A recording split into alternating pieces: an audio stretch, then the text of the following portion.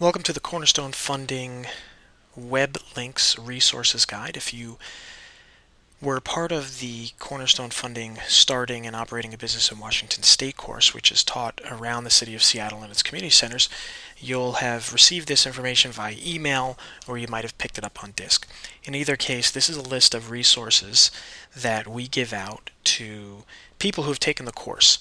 The resources follow along with the course step by step and guide you through the process of picking a business structure for your new business, naming that business, filing the application, doing all the forms, and getting your business up and running. You'll see in the headings all the different types of links that you will find in this web resource PDF. Again, they range from structures to naming your business, the master business application, obtaining business licensing, filling out taxes, and then some general information, main government websites, and other business resources that we find helpful. This video will take us through the development of your business structures.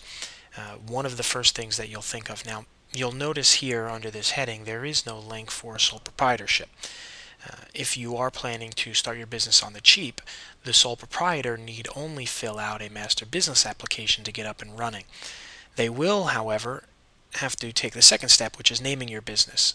But as far as picking the business structure, if you're planning to be a sole proprietor, you can skip this section and jump right here to naming your business. But for sake of doing this tutorial, let's consider that you are going to start a corporation. You would click on this link here, which would take you to the Secretary of State for Washington. And let's do that, and it brings us up to the website here.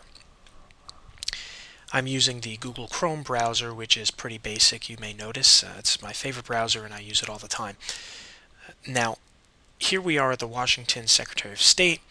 We're in the Corporations division. This is where the link takes us, and there's different things that you could do here. For one, you can read all about profit corporations as opposed to nonprofit corporations, which is a different link. This gives you information and tells you about the corporation in general, historically, what they were used for, what they're used for today. It also links you to a filing fee chart for all the different fees associated with filing a corporation. You'll notice if you have an original filing to make, it's $180, which we also spoke about in the course. There's all different things here in terms of reserving a name and mergers and designating a certain registered agent for your corporation, annual reports, things like that. That's all listed here. In addition, you can link over to the code. This is the actual Washington State legislation that was enacted to deal with businesses, how it handles shareholders and directors and officers and amendments and things like that. This is the actual law for the state of Washington. Now, this might be a little heavy and you might not need all this information now, but this link gives it to you should you want to review it and go through it. Another thing you'll find at this website are some other things that you could do in terms of registering. Once you go through and figure out exactly what you need to do, you can actually come here and register your corporation online. You could also click on this link to get all of the forms that you might need for your particular corporation. These are all just different things that you can click on, and it'll bring you, for instance, the form. This is the actual articles of incorporation, which you can either print out or fill online.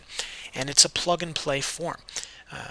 We wouldn't recommend that you never use an attorney, but these forms are here so that you can actually go through and fill out your form and file it without the need to have an attorney. In all the corporations that I've started, and some of the ones that I've counseled people to start, they've used an attorney to help them fill out the forms, and some of them have just used these plain forms. I've also filed corporations with just using plain forms and not using attorneys, and it works both ways, depending on the complexity, the number of shareholders, the number of owners, things like that. You may want to look into using an attorney to help you draft this agreement, but if you're starting off simple, you might want to do it this way as well. Some other links on this website include all different types of registration forms, the ways to register names, and so forth. So this is an example of how you would use this site to set up a corporation. Now, if we go back to